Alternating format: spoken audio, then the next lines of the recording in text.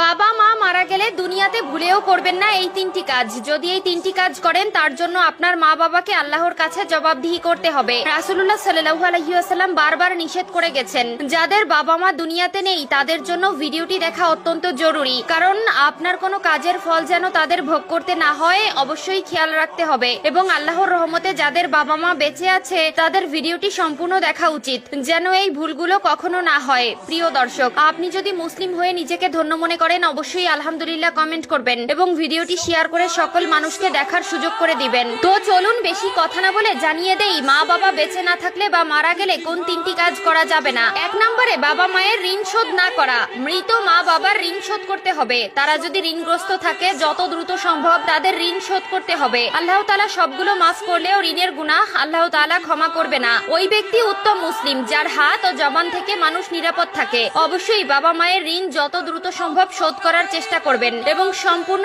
ঋণ শোধ করে দিবেন। 2 নম্বরে হাউমাউ করে কান্না করা যাবে না। বুখারী শরীফে এসেছে 1226 নম্বর হাদিসে বলা হয়েছে, তাহলে সে মৃত ব্যক্তির কবরে শাস্তি দেওয়া হবে। যদি আপনি হাউমাউ করে কান্না করেন, চিৎকার করে কান্না করেন, অনেকেই গড়াগড়ি করে কান্না করে, অনেকে নিজেকে নিজে আঘাত করে, পাগলের মতন আচরণ করে। খবরদার, এই ভুলগুলো করা যাবে না। আল্লাহ তাআলা আপনার আপনজন নিয়ে আপনাকে পরীক্ষা করবেন। অবশ্যই কষ্ট লাগে যে বাবা মা এত মায়া মহব্বত করে ভালোবাসা দিয়ে বড় করেছেন, সেই মা বাবাকে হারিয়ে ফেললে কষ্ট লাগারই কথা। তাদের জন্য অবশ্যই দোয়া করবেন, চোখের পানি ফেলবেন, কিন্তু হাউমাউ করে বিলাপ করে গড়াগড়ি করে চিৎকার করে কান্নাকাটি করা যাবে না। পবিত্র কোরআনে এই বিষয়ে সূরা বাকারার 53, 54, 55 নম্বর আয়াতে স্পষ্ট করে বলে দিয়েছেন, না জানার কারণে সংসার জীবনে আমরা এমন কিছু ভুল করি যার জবাবদিহিতা আমাদের বাবা মায়ের করতে হয়। তারা দুনিয়ায় বেঁচে থাকতে যেমন আমাদের তাদের উপর দায়িত্ব রয়েছে, ঠিক তেমনি তারা মারা গেলেও আমাদের দায়িত্ব রয়েছে। অবশ্যই 3টি বিষয় সকলে জেনে নিবেন এবং কোনোদিন এই 3টি ভুল করবেন না। 3 নম্বরে যে কাজটি করা যাবে না সেটি হলো জানাজার জন্য দেরি করা যাবে না।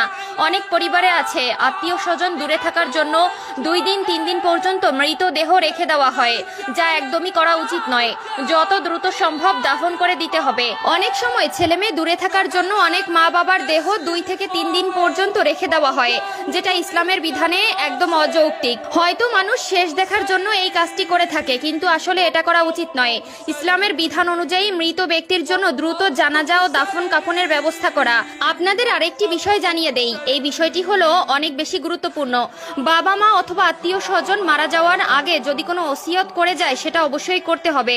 যদি কেউ নেক কোনো ওসিয়ত করে যায় সেটা অপূর্ণ রাখা যাবে না। অনেকেই ওসিয়ত করে যায়, আমি মারা যাওয়ার পরে আমার অমুক সম্পত্তি মাদ্রাসায় মসজিদে দান করে দিবে, বা এমন কোনো জায়গায় দান করতে হবে বা অন্যকে দিতে হবে। এই ধরনের ওসিয়ত করলে সেটি গুরুত্বপূর্ণ সহকারে অবশ্যই পূর্ণ করতে হবে। মৃত ব্যক্তির করে যাওয়া ওসিয়ত অপূর্ণ রাখা যাবে না।